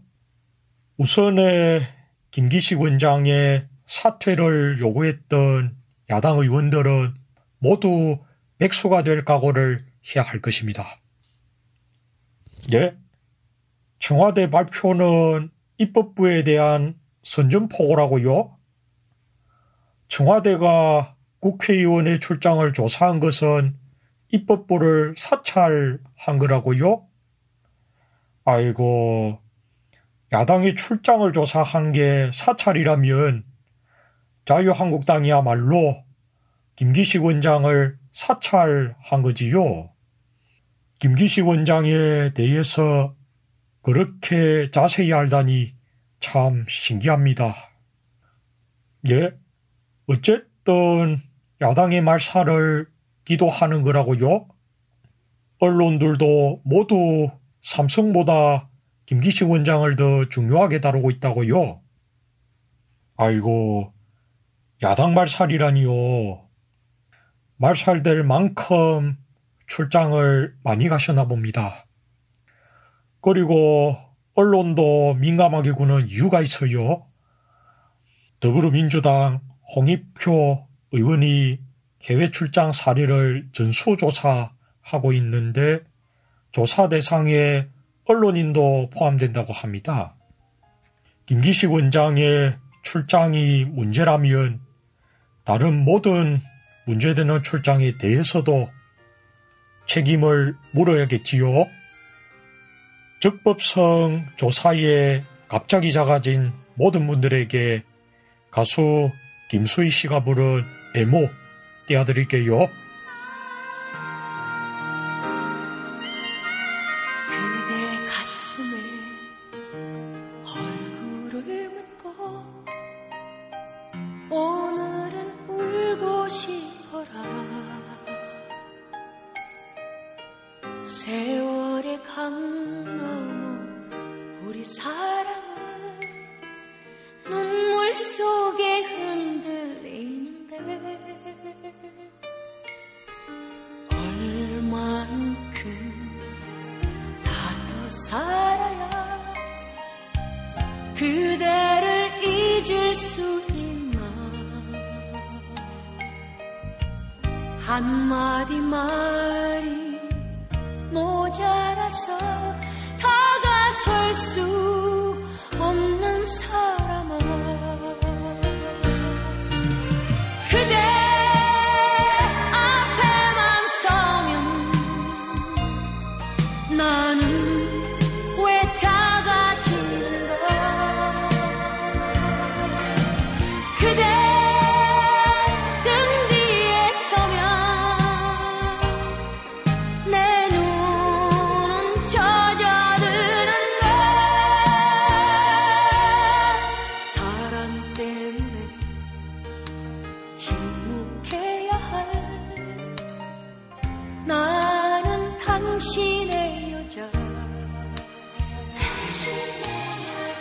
그리고 추억이 있는 한 당신은 나의 남자요.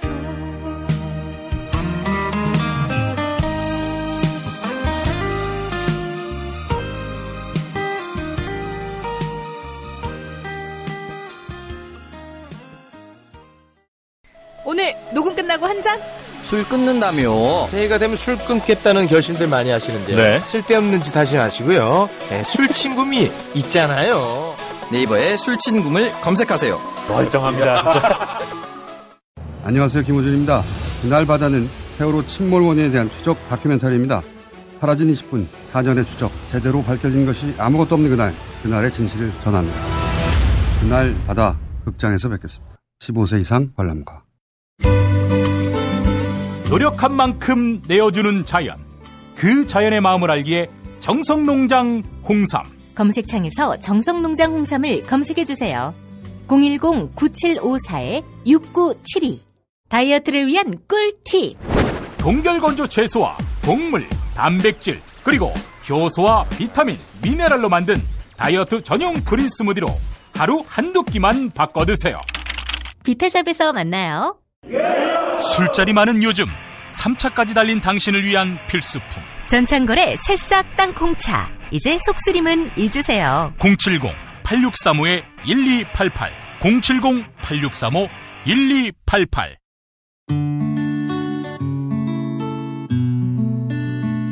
당신과 내가 좋은 나라에서 그 정의로운 나라 그곳에 산다면 난 그냥 좋아서 웃기만 할 거예요.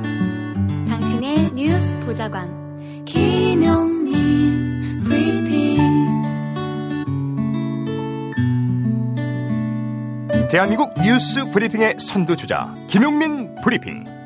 계속해서 김보영 아나운서가 오늘의 날씨를 전해드립니다. 날씨를 전해드리겠습니다. 오늘도 미세먼지 걱정 없이 공기가 깨끗하겠습니다. 아침 예상 기온 서울 7도, 대전 6도, 광주 9도, 대구 7도입니다. 낮 기온은 서울 18도, 춘천 18도, 전주 20도, 부산 16도를 나타내겠습니다. 한편 제주도와 전남 해안에는 밤부터 비가 내리겠습니다. 예상 강수량은 5mm 내외입니다. 미세먼지 농도는 전국에서 아침에 한때 나쁨, 낮에는 보통 단계를 나타낼 전망입니다. 여기는 대한민국 브리핑 1번지 김용민 브리핑입니다.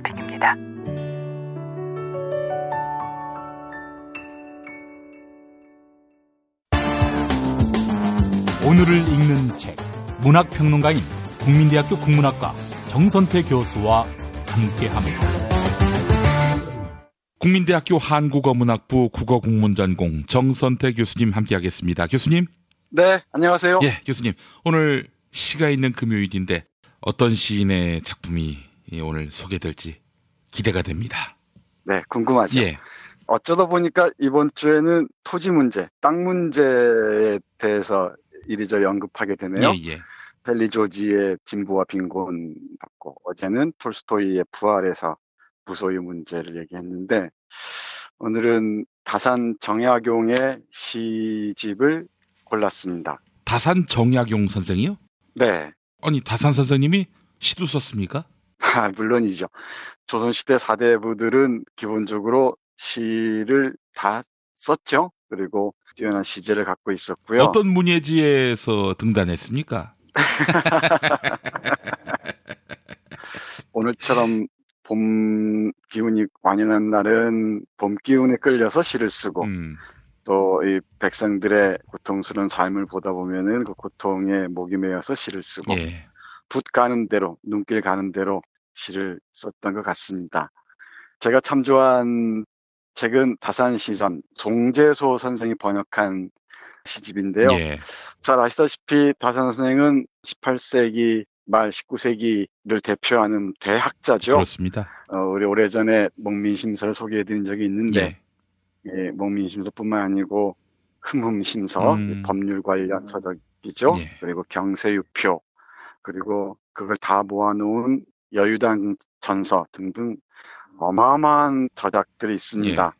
또 의학 책도 있었죠. 마가회통이라는 또 뭐 지리학 책도 있고요. 또 수원 화성에서 볼 수 있듯이 뛰어난 엔지니어이기도 했습니다. 거중기를 발명해서 직접 이용하기도 했었죠. 반면에 우리 민중들의 고통을 오롯이 그려낸 시들도 아주 많습니다. 그 중에서 몇 편 함께 볼 텐데요.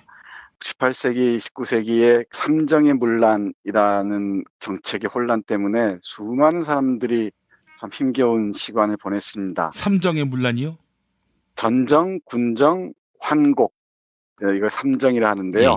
전정은 토지세와 관련된 것이고요. 이 군정은 군대를 가는 대신에 군포를 내야 했는데 군역과 관련된 정책 일반을 군정이라 했고요. 환곡은 보릿고개 시절에 먹을거리를 빌려줬다가 추수철에 다시 받는 그 제도였는데 그것도 뭐 문서 조작이 뭐니 해서 행정이 엉망이었던 것 같습니다. 그것 때문에 민중들, 백성들은 정말 깊은 고통의 수렁에서 빠져나오기 힘들었던 것 같습니다. 이 모습을 지켜보면서 다산 선생이 쓴 시편들이 아주 많은데요. 그중에 몇 편만 함께 읽어보겠습니다. 먼저 고시 24수 중에 6번째 시 먼저 보겠습니다. 돈 많은 사람들 잘 들어보시기 바랍니다. 돈 있으면 안 죽는단 옛사람 말 있지만 진실로 돈 때문에 살아날 수 있다면 돈 때문에 죽는 일 어찌 없으랴. 다른 놈들 내 재산 노릴 것이니 금곡당 석숭도 끝내 어찌 됐나. 살펴보니 부잣집 늙은이들은 자식 없는 자들이 대부분이라. 양식은 있으나 먹어줄 사람 없고 입은 있어도 봉양할 손자 없네. 세상에 완전한 복 없는 법인데 어리석은 무리들은 이 이치를 모르네. 네, 이렇게 마무리되는 시입니다. 여기 중간에 나오는 금곡당 석숭이라는 사람은 중국의 아주 거부로 손꼽히죠. 말년에 아주 비참한 최후를 맞이합니다. 다산 선생이 재물을 쌓아놓고 나눌 줄 모르는 사람들을 향해 이렇게 시를 통해서 경고하고 있습니다. 좀 더 볼까요? 이런 부자들을 경계하는 것도 경계하는 것이지만은 다산 선생의 눈길에 잡힌 모습들은 정말 굶주리는 백성들, 힘겨운 삶을 살아가는 민중들이었던 것 같습니다. 그래서 여러 가지 토지 제도 개혁안을 내놓기도 하죠. 여전제나 정전제가 대표적인데 토지 공유제를 구상하기도 합니다. 물론 현실적으로 실천하기는 어려웠지만 많은 사람들이 현대 맥락에서 다산 선생의 토지 개혁안을 어떻게 운용할 것인지 고민하고 있는 것 같습니다. 다산 선생이 내세운 혁명론이 탕무혁명론인데요. 탕왕과 무왕, 중국 고대 왕들의 백성들을 편하게 하는, 행복하게 하는 그 개혁안을 제시하기도 했었습니다. 그런 개혁안을, 혁명론을 제시하기까지 이 다산 선생의 시선이 바로 이런 굶주리는 백성들, 힘겨워하는 백성들에게 머물렀던 것 같습니다. 그 과정을 보여주는 시 한 두 편 보겠습니다. 먼저 적성촌이라는 시부터 보겠습니다. 여기서 말하는 적성촌은 경기도 연천에 있는 마을이라고 해요. 꽤 긴 시인데 부분만 읽어드리겠습니다. 시냇가 헌집 한 채 뚝배기 같고 북풍에 이영 거쳐 석가래만 앙상하네. 묵은 재에 눈이 덮여 부엌은 차디차고 채 눈처럼 뚫린 벽에 별빛이 비쳐드네. 집안에 있는 물건 쓸쓸하기 짝이 없어 모조리 팔아도 7, 8푼이 안 되겠네. 개꼬리 같은 조이삭 세 줄기와 닭창자같이 비틀어진 고추 한 꿰미, 깨진 항아리 새는 곳은 헝겊으로 때웠으며 문어 앉은 선반대는 새끼줄로 엮었구나. 굴이 수저 이정에게 빼앗긴 지 오래인데 엊그젠 옆집 부자 무쇠솥 앗아갔네. 달아해진 무명이불 오직 한 채뿐이라서 부부유별 이 집엔 가당치 않네. 어린 것 해진 옷은 어깨 팔뚝 다 나왔고 날 때부터 바지 보선 걸쳐보지 못하였네. 네, 이런 시입니다. 정말 그 다산 선생의 시선이 얼마나 섬세하게 가난한 삶의 풍경에 머물고 있는지를 잘 보여주는 시입니다. 깨진 항아리 새는 곳은 헝겊으로 때웠고요. 그리고 무너져 앉은 선반대는 새끼줄로 얼기설기 얽어놨다는 거예요. 예. 그리고 구리 숟가락이 하나 있었던 모양인데 그것마저 이정, 그 마을의 하급 관리가 다 빼앗아 가버리고 그리고 옆집 부자는 집에 소중한 무쇠솥까지 앗아갔다고 얘기를 합니다. 예. 이불도 제대로 없어서 부부가 함께하기도 힘들다는 그 애처로운 사정까지 이 시에서 절절하게 보여주고 있습니다. 예. 그러니까 이 적성촌이라는 어느 시골 마을을 지나면서 스산한 가난한 시골집 풍경들을 이렇게 그려 보이고 있습니다. 참 놀랍죠? 이게 이른바 다산 선생의 조선시 선언을 실천한 시편들이라고 할 수 있습니다. 그러니까 조선시 선언이란 매일 중국 시들을 흉내내고 중국의 뭐 그럴싸한 뭐 풍류나 흉내내고 그런 시가 아니라 조선인의 삶들, 조선인의 풍속들 여기에 밀착해서 시를 써야 한다고 주장했던 게 바로 다산 선생의 조선시 선언입니다. 예. 거기에 걸맞게 조선을 뒷받침하고 있는 그런 민중들의 세세한 삶의 풍경들을 그려내고 있습니다. 아, 어떻게 이 시대에 민중을 돌아볼 마음을 가졌을까? 아, 대단합니다. 네. 이런 분들이 뭐 많지는 않았지만은 그 중에 다산 선생이 각별했던 것 같습니다. 그야말로 뭐 대학자이면서 자기 학문 세계에 머무는 게 아니고 뭐 작은 벼슬을 하거나 또 유배를 가서도 끊임없이 백성들의 일상적인 삶에 주목하면서 백성들이 평화롭고 행복하게 살 수 있는 방법에 대해서 끊임없이 고민했던 것 같습니다. 예. 네, 한편 더 볼게요. 예. 굶주리는 백성들이라는 시입니다. 사람의 생명이 초목과 같다면 물과 흙이 사지를 지탱해 주련만 힘껏 일하여 땅의 털을 먹고 사니 콩과 조 바로 이것이지만 콩과 조 주옥만큼 귀해졌으니 어디서 몸의 힘이 솟아날 소냐. 마른 목은 길쭉하여 따오기 모양이요 병든 살갗 주름져 닭살 같구나. 우물은 있다마는 새벽물 깃지 않고 땔감은 있다마는 저녁밥 짓지 못해. 사지는 아직도 움직일 때이련만 걸음걸이 혼자서 옮길 수 없게 됐네. 넓은 들엔 슬픈 바람 불어대는데 애처로운 기러기는 이 저녁에 어딜 가나. 네. 예. 긴 시 중에 한 부분만 읽어드렸습니다. 예. 콩과 조마저도 없고요. 그러니까 백성들이 많이 굶주리겠죠. 그러다 보니까 백성들의 모습이 마른 목은 길쭉해서 따오기 모양이고 병든 살갗은 주름져서 닭살 같다고 얘기를 합니다. 우물이 있어도 물을 기를 이유가 없다는 거죠. 왜냐하면 밥 지을 쌀이 없으니까.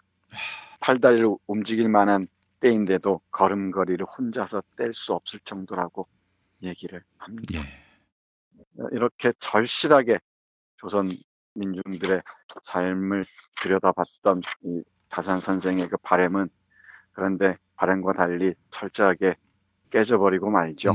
특히 1801년 유배 당한 이후에 19세기 전반이 이제 세도 정치하에서 온갖 지배층들의 수탈에 의해서 백성들의 삶은 나락으로 떨어지고 맙니다. 예.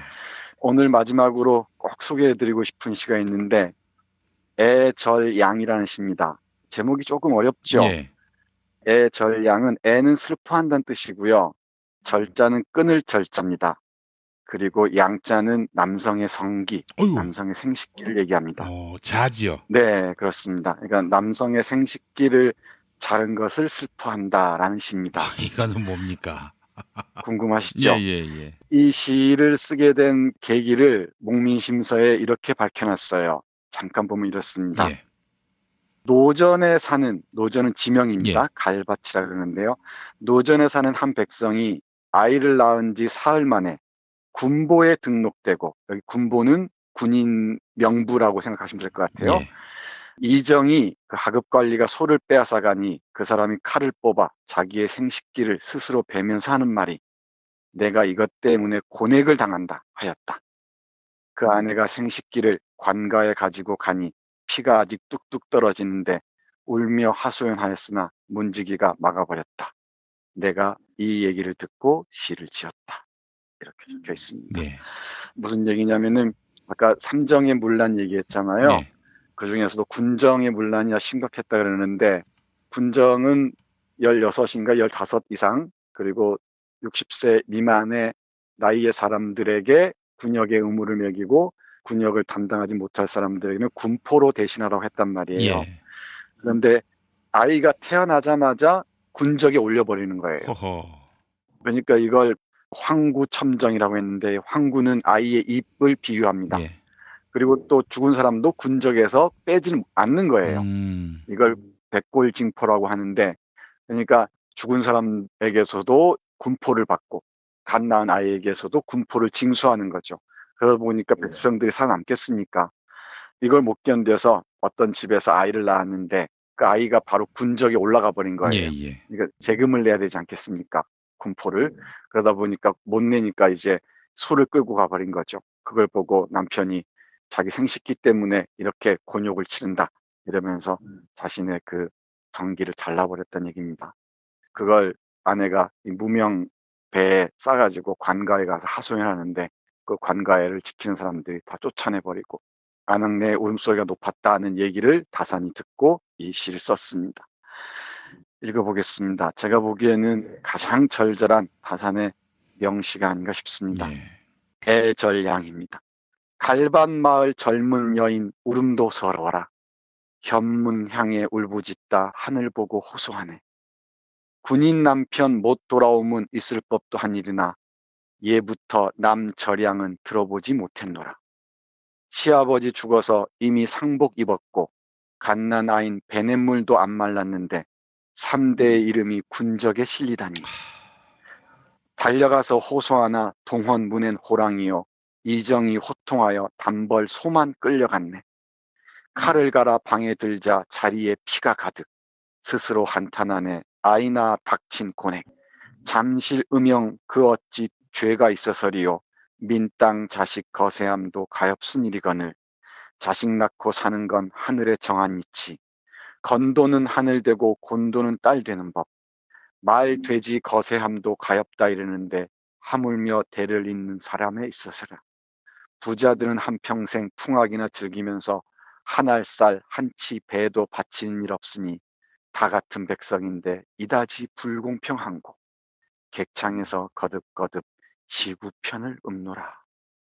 이런 시입니다. 여기 고사성어 비슷한 사례들, 중국의 고사들 인용한 구절이 있어서 조금 어렵긴 한데 그렇게 어렵진 않습니다. 짧게 소개해드리면 남절양은 남자의 생식기를 자른다는 얘기고요. 이정은 마을의 하급 관리를 얘기하고요. 잠실 음형은 노예 치는 방에서 궁형이라고 그러죠. 우리가 불알 깐다고 말을 흔히 쓰는데 거세하는 형을 얘기하고요. 민땅은 중국 고대의 어떤 나라인데 그 나라에서는 아이가 태어나자마자 거세를 해서 환관으로 바쳤다고 합니다. 그리고 건도는 아들 되고 곤도는 딸 되는 법 이랬는데 하늘의 돈은 아들이 되고 땅의 돈은 딸이 된다고 얘기를 했었죠. 그리고 맨 마지막 행에 있는 객창에서 나그네의 시름을 달래가면서 시구편을 읊노라 했는데 시구편은 시경의 한 편명인데 사랑하는 사람들 뻐꾸기에 비유해서 쓴 그 시편들입니다. 이 시를 보다 보면은 아이 낳는 것도 죄가 되고요. 아이를 낳자마자 바로 군적에 올라서 세금의 인질이 돼버리는 그런 상황에서 민중들은 자신의 그 생명인 줄이나 그게 다를 게 없는 생식기를 잘라버리는 참담한 상황에 처했던 겁니다. 이게 다산 선생의 눈에 아주 아프게 와 닿았던 것 같습니다. 조선시대의 그 세금을 걷는 자들이 비리를 저지르고 그렇게 세금을 착복하면서 군역을 또 하나의 삥땅의 수단으로 삼으면서 백성들의 삶은 피폐해지고 조정의 재정은 또 약화되고 그야말로 조선 왕정이 붕괴되는 과정 속에서 고스란히 그 민중들이 고통을 다 전가받는 그런 형국이었네요. 네, 맞습니다. 이 시가 1803년에 나왔다고 하는데요. 바로 이 19세기 접어들어서 조선이 정말 이 망국의 길을 재촉하죠. 세도 정치하에서 백성들의 삶은 정말 그 수렁텅이로 빠지고 그에 비해서 지배자들, 이 시에 따르면 부자들은 한평생 풍악이나 즐기면서 쌀 한 톨, 한 치에 배 하나 바치는 일이 없다 그러죠. 뭐 빈부격차 이상이죠. 그러니까 이 지배와 피지배가 선명하게 나뉘다 보니까 백성들로부터 버림받았고요.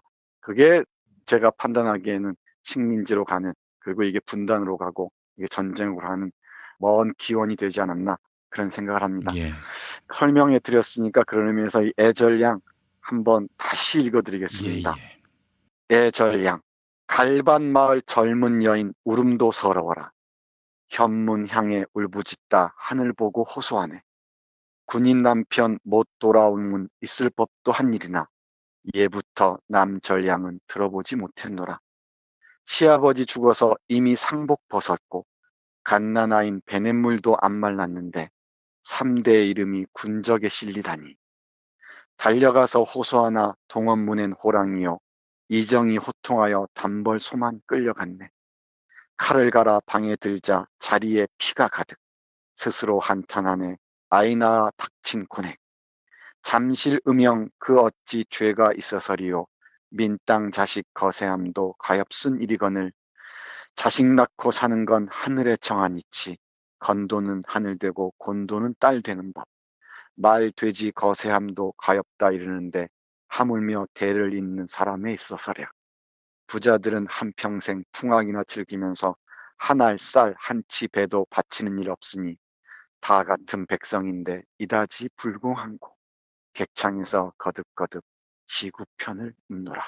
한 여성이 아이를 낳았는데 아들을 낳았단 말이죠. 이 아들이 당연히 군역을 담당해야 하기 때문에 사흘 만에 군적에 등록되고, 그래서 소를 빼앗아 가니까 안 되겠다 해서 이제 이 아버지가 칼을 뽑아서 스스로 자지를 잘라요.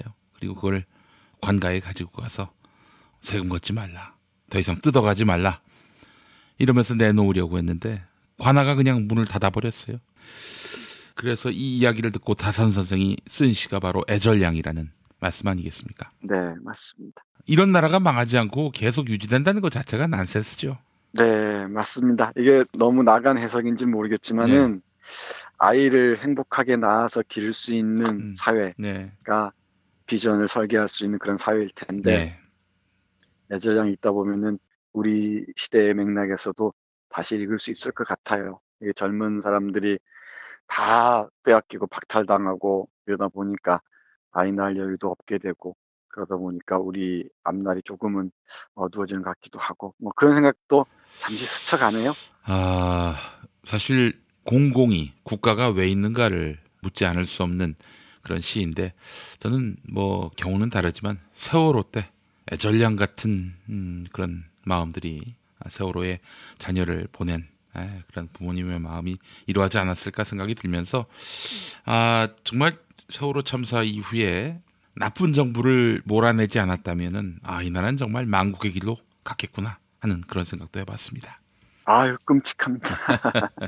우리 세월호 어머니 아버지도 말씀하셨는데 내가 이렇게 고통스러우려고 아이를 낳았나 싶어서 정말 깊은 탄식에 고통스러운 세월을 보냈을 겁니다.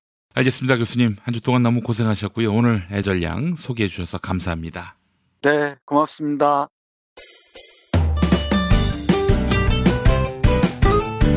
뉴스포렌 메리 코너입니다. 김용민 트위터 계정에서는 매일 설문조사가 진행되고 있습니다. 경기도 안산은 세월호 참사 때 가장 많은 희생자가 나온 단원고등학교가 있는 곳이죠. 재종길 안산시장은 안산시에 위치한 화랑유원지에 봉안시설을 갖춘 추모공원을 조성하겠다 이렇게 밝혔는데요. 안산 지역 보수단체 화랑시민행동은 화랑유원지뿐 아니라 대한민국 그 어디에도 국민 세금으로 짓는 세월호 납골당 결사 반대한다 이렇게 주장하고 있습니다. 이런 반대 의견에 자유한국당과 바른미래당, 안산시장 일부 예비 후보들도 동조하고 있는데요. 일부 안산 시민과 야당의 주장에 대한 시민들의 의견 알아봤습니다. 오늘 새벽 1시까지 모두 1,380분이 의견 남겨주셨습니다. 97% 거의 모든 시민들은 추모시설 설치를 반대하는 것은 잘못됐다라고 응답해 주셨네요. 추모시설을 설치하는 것이 잘못됐다 이런 의견은 3%에 머물렀습니다. 트위터를 통해 시민들의 의견 듣고 있습니다. 더민주당원 계속 관심 갖기님, 위기관리 시스템의 부재로 구조되지 못한 국민을 추모하는 건 너무나 당연한 일입니다. 세월호 참사가 남의 일인가요? 고우스투 990님, 자유한국당은 반드시 박멸해야 할 족속들입니다. 설문조사에 참여해주신 여러분께 감사의 말씀 전합니다.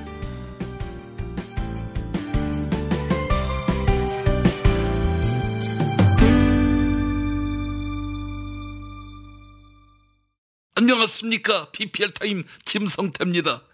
비타샵 그린 스무디 사용 후기를 사실상 읽어보겠습니다. 사실상 한모 씨 사연인데요.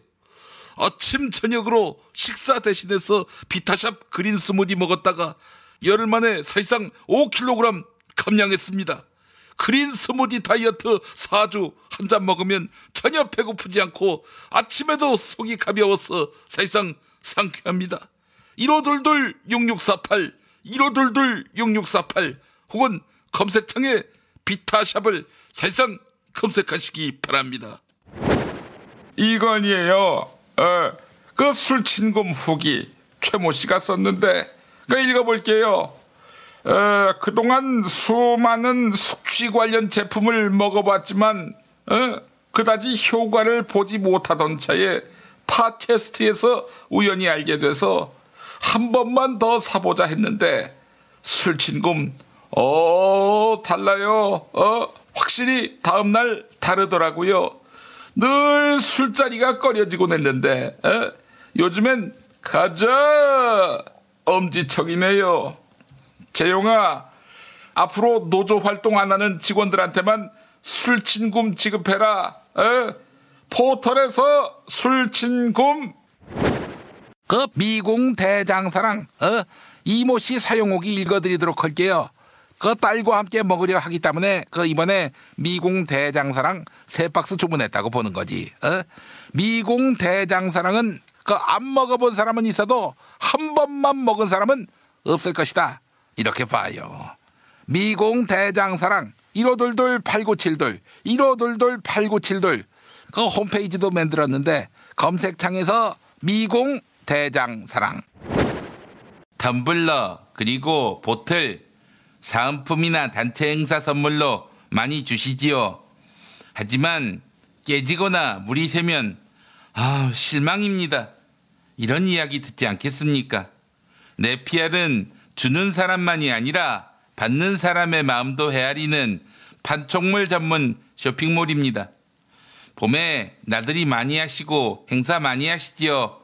기왕이면 우리 편 네피알을 찾아주시기 바랍니다.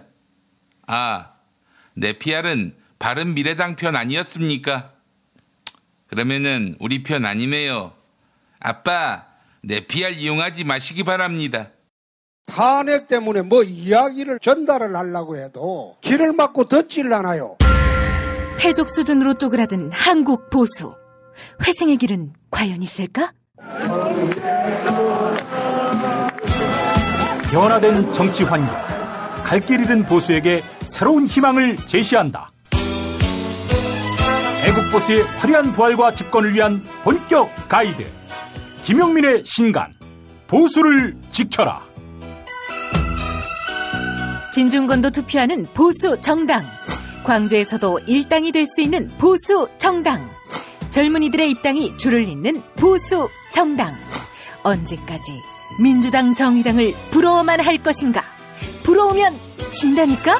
자유한국당 당원 김용민이 쓴 보수를 지켜라. 이김에서 나왔습니다.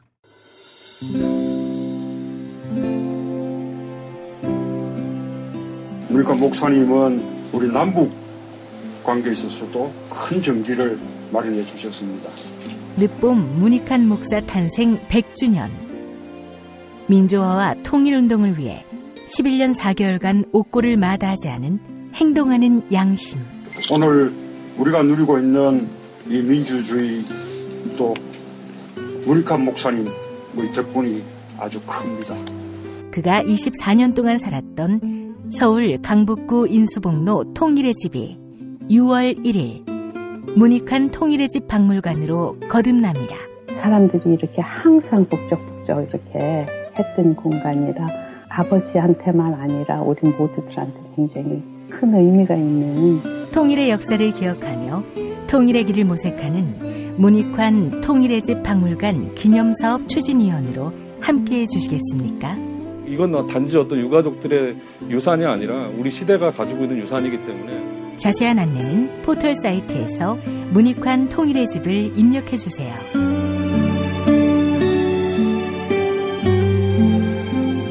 야!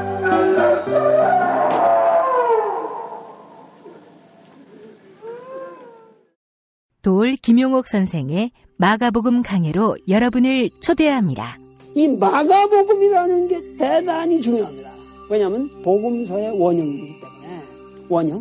매주 일요일 아침 11시 서울 서대문구 충정로 20 서울 지하철 충정로역 9번 출구 앞에 있는 벙커원에서 도올과 만나세요. 율법을 믿으시겠다고? 신약이 율법의 완성이라고? 얼어빠질 그따위 기독교 내 입 앞에서 제발 입도 뻥끗 터지지 말아요. 그런 소리들은. 벙커원 교회 일요일 예배를 겸하는 이 자리. 도올이 진리와 생명이었던 예수를 원형 그대로 복원합니다. 그 십자가를 과감하게 걸머지고 돌아가신 예수를 말하지 아니하고 믿으면 너는 금방 축복받을 일만 남았다. 이게 한국 목사들 99%의 거짓말 설교예요. 도올의 마가복음 설교는 따로 녹화 녹음되지 않으며 현장에서만 만나실 수 있습니다. 도올 선생의 마가복음 설교는 2월 4일부터 진행됩니다. 뉴스키 능력평가 정답 맞히신 분들입니다. 세월호 침몰의 원인을 파헤친 다큐멘터리 영화 그날 바다가 개봉했습니다. 어제 문제는 그날 바다의 영어 제목이 무엇인지 맞히는 거였죠. 정답은 인텐션인데요. 당첨자 루피2님 메일을 안 적어주셨네요. 영화 그날 바다 엄마와 함께 보고 왔어요. 다음 당첨자 몬스터43님 클로징 사연 당첨자 블루라이너님입니다. 게시판에 이메일 적어주시면 별을 따다 군가자에서 만든 강릉 부도나 보내드립니다. 오늘의 칼럼은 한겨레 신문과 경향신문의 사설을 비교 대조하겠습니다. 열쇠 말은 김기식입니다. 먼저 한겨레 지난 9일자 사설입니다. 야당에서는 김기식 원장 사퇴를 요구하지만 그 이면엔 강력한 재벌 개혁론자인 김기식을 배척하려는 의도가 숨어 있을 것이다. 김기식 원장은 국민 눈높이에 부합하지 않는 점 죄송스럽다고 고개를 숙였다. 김기식 원장은 이 흠결이 재벌개혁 추진의 걸림돌이 되지 않으리란 점을 국민에게 납득시키길 바란다. 결국 최종 판단은 국민이 할 것이다. 네, 이런 내용이고요. 오늘자 사설 보겠습니다. 그렇다고 고위 공직자의 진퇴를 분위기에 휩쓸려 결정할 문제는 아니다. 지방선거를 앞둔 민감한 시점이라 자칫 잘못하면 여야의 날선 정치 공방 속에 사안의 본질이 흐려질 우려도 있다. 그럴수록 시시비비를 분명히 따질 필요가 있다. 법적 문제는 없는지, 국회의원들의 과거 관행에 비추어 심각성이 어느 정도인지 면밀히 살펴보고 종합적으로 판단하는 것이 바람직하다. 네, 여기까지가 한겨레 사설입니다.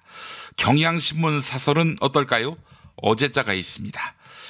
그 자신이 흠결을 안고 도덕성에 의심을 받는 상황에서 제대로 개혁을 추진할 수 있을지 의문이다. 금융감독원장이 석연찮은 논란에 휩싸여 있으면 정상적인 업무 수행이 어려울 뿐만 아니라 조직도 흔들릴 수밖에 없다. 당장 그가 무슨 말을 한들 시민들은 어떻게 볼 것이며 내부에서도 제대로 리엉이 서겠는가. 네, 한겨레와 경향신문의 견해가 갈리지요. 김기식 사퇴는 국민이 결정할 몫이다 라는 한겨레, 그리고 김기식은 사퇴해야 한다는 경향신문의 견해. 네, 이렇게 엇갈립니다. 저는 2부에서 다시 오겠습니다.